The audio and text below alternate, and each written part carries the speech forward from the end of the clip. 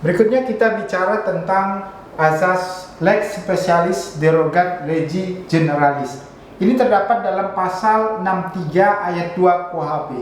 Jadi lex specialis derogat ini ternyata ada juga dimasukkan dalam pasal 63 ayat 2 yang mengatakan begini: jika suatu perbuatan masuk dalam suatu aturan pidana yang umum diatur pula dalam suatu pidana yang khusus, maka hanya yang khusus itulah yang diterapkan. Artinya apa? Artinya kalau ada suatu perbuatan pidana yang sudah diatur dalam ketentuan umum dan ada juga ketentuan khusus yang mengaturnya, jika terjadi pengaturan yang sama, maka yang berlaku adalah ketentuan yang khusus.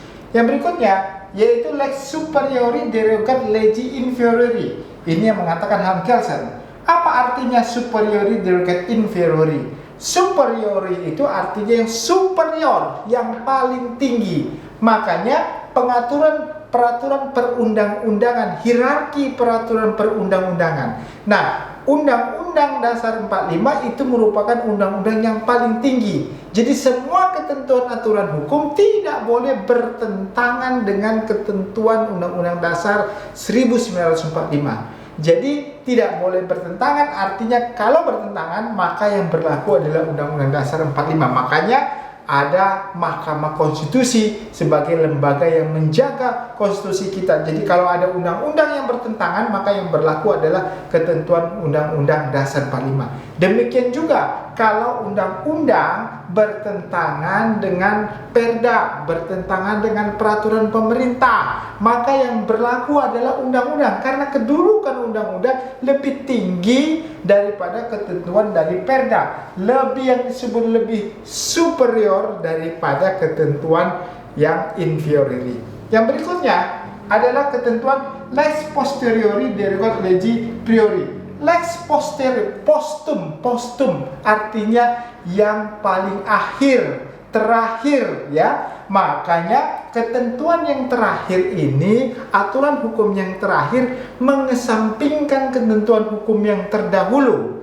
Jadi kalau ada ketentuan aturan hukum yang bertentangan, ada ketentuan yang baru dengan ketentuan yang lama, maka ketentuan hukum yang berlaku ada ketentuan hukum yang baru yang diundang-undangkan yang paling terakhir. Makanya dalam ketentuan aturan norma hukum harus mempelajari semua peraturan ketentuan yang terbaru.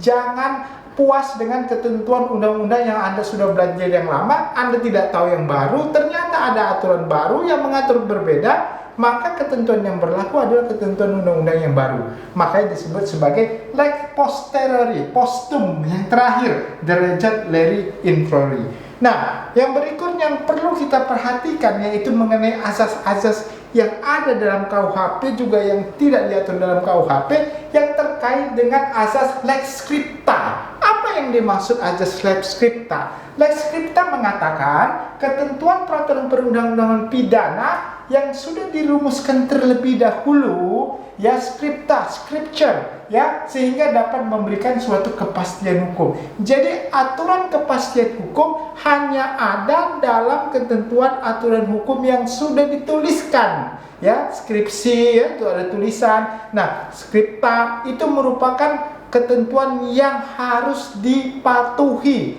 Yang dipatuhi adalah yang lex scripta. Nah, ketentuan harus ditulis, ya, tidak boleh hanya suatu kebiasaan, walaupun itu menyangkut tentang hukum adat boleh, tapi kalau lex scripta semua peraturan harus tertulis. Yang berikutnya ada asas lex serta. Apa yang masuk asas lex serta? Asas yang mengatakan untuk mendapatkan suatu kepastian hukum maka perlu dirumuskan ketentuan perundang-undangan pidana secara jelas dan terang. Nah, kalau bicara lex serta, semua peraturan perundang-undangan seharusnya mengatur ketentuan yang menjelaskan dengan terang dan jelas, ya, terang dan jelas, sehingga setiap peraturan perundang-undangan, apalagi yang terkait dengan hukum pidana, harus dibuat penjelasan secara terang dan jelas, ya. Itu yang dimaksud sebagai lex serta, terang dan jelas, gitu. Apakah terkait dengan perbuatan yang dapat dipidana, ya, hukum pidana yang bisa diterapkan, dan bagaimana cara menjalankannya hukum pidana tersebut harus dengan jelas dan terang. Yang berikutnya adalah azas lex stricta. Lex stricta apa artinya? Cara merumuskannya juga harus cukup ketat, terbatas jangkauannya.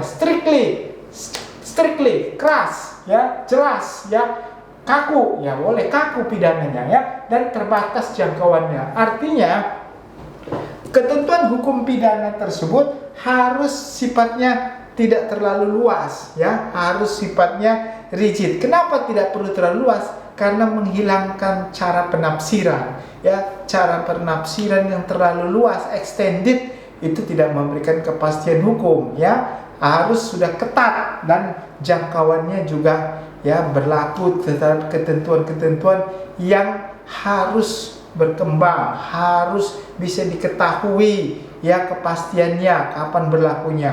Nah, inilah yang disebut sebagai asas-asas dalam hukum pidana. Nah, asas-asas dalam hukum pidana ini menjadi begitu pentingnya untuk bisa menerapkan semua ketentuan pasal-pasal pemidanaan. Bukan hanya dalam KUHP, tetapi juga ketentuan tindak pidana di luar KUHP yang diatur secara parsial dalam undang-undang tertentu, ya, contohnya dalam undang-undang tindak pidana korupsi, tindak pidana pencucian uang, tindak pidana tidak perdagangan orang, perdagangan manusia, tindak pidana narkotika, ya, tindak pidana apapun itu dasarnya adalah ketentuan yang diatur dalam asas-asas ini. Asas-asas ini ada yang ditulis seperti di pasal 1 ayat 1 dalam ketentuan KUHP, tetapi juga ada yang tidak tertulis sebagai ground norm, fundamentum petendi, ya,